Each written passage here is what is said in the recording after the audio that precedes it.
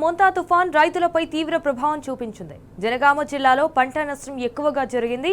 తుఫాన్ ప్రభావంతో పంట నష్టపోయిన రైతులను ఆదుకోవాలని కూడా మాజీ మంత్రి ఎర్రబెల్లి దయాకర్ రావు, జనగామ ఎమ్మెల్యే పల్లా రాజేశ్వర్ రెడ్డి ప్రభుత్వాన్ని డిమాండ్ చేశారు. అయితే ఈ మేరకు జనగామ కలెక్టర్ రిజ్వాన్ బాషా షేక్ వినతి పత్రం అందజేశారు. అయినా రైతులు నష్టపోయిన పంటను మీడియాకు చూపించారు. అయితే వెంటనే రైతులను ఆదుకోవాలని కూడా డిమాండ్ చేశారు.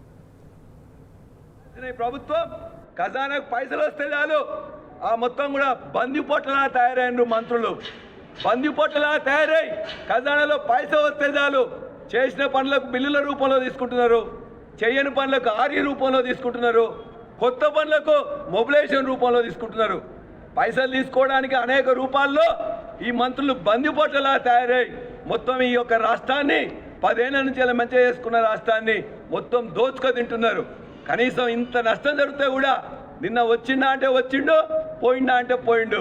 ముఖ్యమంత్రి చూడటానికి టైం లేదు, అక్కడ పోయి రౌడీలతో ఊరేగుతూ ఉన్నాడు. కాబట్టి ఖచ్చితంగా ఈ ప్రభుత్వాన్ని హెచ్చరిస్తూ ఉన్నాం. మొత్తం కూడా ప్రజల యొక్క నష్టాన్ని నువ్వు సరిగ్గా చేయకపోతే నీకేం చేయాలనో ఖచ్చితంగా ప్రజలు బుద్ధి చెప్తారని చెప్పి కూడా తెలియజేస్తా ఉన్నాం. ఇప్పుడు జనగాం నియోజకవర్గం, పాలకుర్తి నియోజకవర్గం, గన్పూర్ నియోజకవర్గం నుంచి కూడా రైతులందరూ కూడా రావడం జరిగింది. మేము డిమాండ్ చేస్తున్నాం, దయచేసి ప్రభుత్వాన్ని రిక్వెస్ట్ కూడా చేస్తున్నాం. వారం రోజులు టైం ఇస్తున్నాం. ఈ వారం రోజుల లోపల ప్రభుత్వం చర్య తీసుకోకపోతే విలేజ్ వైజ్గా కూడా ధర్నా చేయటం కూడా జరుగుతుంది. రైతుల తరఫున మేము డిమాండ్లు ఏదో మేము 10 ఏళ్ళు మేము చేసినాయి ఏందనేది ఒక్కసారి రివ్యూ చేసుకోవాలి ప్రజలు కూడా, ప్రభుత్వం కూడా. ధాన్యం కొనుగోలుకు బస్తాలను మొదలై పంపించేది అందరికి కూడా తెలుసు. ప్రతి గింజ కొన్నాం. తడిసిన ధాన్యం కూడా కేసీఆర్ గారు కొను అని ఆదేశాలు ఇచ్చి తడిసిన ధాన్యం కూడా వినిపించాం. ఇవన్నీ గుర్తు చేసుకోవాలి. ఈరోజు నెల రోజులు అవుతుంది కళ్ళల దగ్గరికి వచ్చి ఓట్లు ఎవరు కొనకపోవడం వల్లనే ఈరోజు నష్టం సంభవించింది. ఇది ప్రభుత్వ నిర్లక్ష్యమే.